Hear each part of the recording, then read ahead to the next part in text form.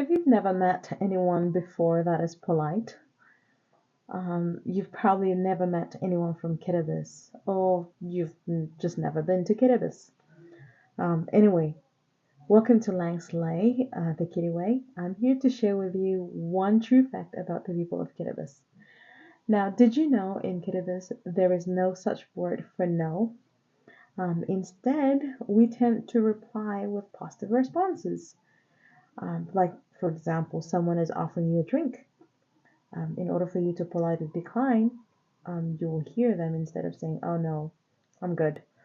They just say "Ay raraba," meaning "Oh, thank you." Now this gets tricky because you gotta train your ears to be able to tell whether it's a no or a yes. Or in some case, if you want that drink, if you're being offered, you say "Ay rarabara,"